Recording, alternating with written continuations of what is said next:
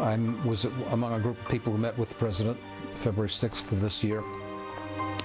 And at the time, I was very impressed by what he said, and he promised us swift and sure justice.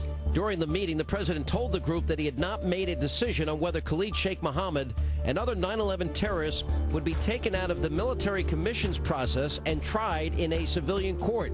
Having said at the time he had not determined yet whether he was going to put this and take this out of the hands of the military commission, I think that essentially he lied to us, lied repeatedly on major pertinent points. Number one, that he hadn't made already the decision to transfer this to civilian courts. I'm pretty confident in saying that this man is a liar.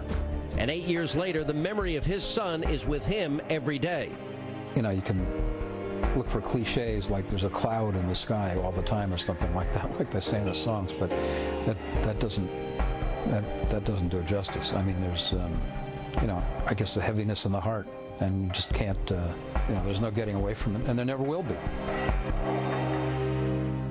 And welcome back to the special edition of Hannity Terror on Trial. We go now to Peter Gadiel, who was just featured in that piece that you just saw. Peter, thank you for being with us. And first off, like so many here have lost family members, your son was 23 years old. And you think the president lied to you? I think he lied to us, and I think that he has an alarming history of helping terrorists. I think he and his administration do. There was Holder's dismissal of the charges against the Black Panthers in Philadelphia, his involvement in commutation of the sentence of the Puerto Rican terrorists. Obama refused to denounce the Iranian government when it was shooting pro-democracy demonstrators. And now there's this where he provides this forum for the terrorists and the ACLU to spew their hatred. It may be pushing the envelope a little bit, but I wonder, you know, the Constitution has provisions for people who provide aid and comfort for the enemy. And there's no exemption for high officials, including the President and the Attorney General. I just wonder when it will be that people will decide, or will there be people around who will be willing to point fingers if he crosses the line, and when does he cross the line? Well, let me ask for a show of hands once again. How many of you, show of hands, high if you can, how many of you agree with what Peter just said? Yeah. Wow. Turn around. Only one disagreeer?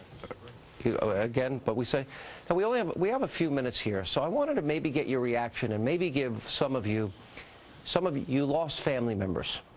And one of the worst attack in American history after Pearl Harbor, or Pearl Harbor in this, the worst attacks in American history. What do you want to say to the president? Yes, ma'am. I lost my sister Lorraine, and I want the president and the American people have to wake up. Not only is the president living with a pre-9/11 mentality, but the American people are once again sitting back and allowing this to happen. We have to stand up, and we have to say, never again. You hear John Lehman. John Lehman is saying, anybody else want to speak? You just raise your hand. John Lehman just said, hey, we're not listening to what they told us. We spent all this money on a commission report. We're not listening to it. I'm here today representing my son, Bill Godchuk, who was murdered in Tower 2. For the past 8 years, I've tried to be an activist, doing what I think he would have done, because he was very active. He loved New York. He would be so against bringing this circus to New York. It's going to turn our city into a compound. You wonder whether the people that are in favor of it, like Bloomberg and Naylor, whether they're looking for the financial aspects, but this is going to hurt New York worse than 9/11. The city is going to be sealed off. Yeah. And how many years is it going on for? We don't know. Yes, ma'am. And you said you supported the president. You voted for Obama. I was a mama for Obama, and I supported this president. In this case, he's wrong, and I'm here for my son, Joshua Reese, who also was at Cantor Fitzgerald and was also 23 years old. It's unbelievable. This is an outrage. Right now in Supermax prisons, we have organized crime and drug lords conducting business as usual. Who doesn't realize that Khalid Sheikh Mohammed is going to conduct his business as usual, planning and carrying out? Does that mean you'd vote against him? You, sir, you seem to be getting upset. You're upset, yes. Obviously. You lost a family member. He was. My son. I know. It says it all. It really does. And yes, sir. World War II. Adolf Hitler lobbed rockets at London. 2001, terrorists infiltrated this country, stole 4 aircraft, turned them into rockets. Would we, if we had captured Adolf Hitler, would we have put him on civilian trial? I doubt it. I doubt it. All right, let me get, these are some of the brave first responders. I don't want to run out on you guys. Sir, here. Hi, Sean. I'm a survivor from 9/11, and I have one question to ask. Do the President and Mr. Holder suffer from Stockholm Syndrome, where if they show allegiance to the terrorists, maybe they'll leave us alone? I think they're disillusioned if they are. Good point. Ma'am, you're upset. You want to say anything? Very good, ma'am.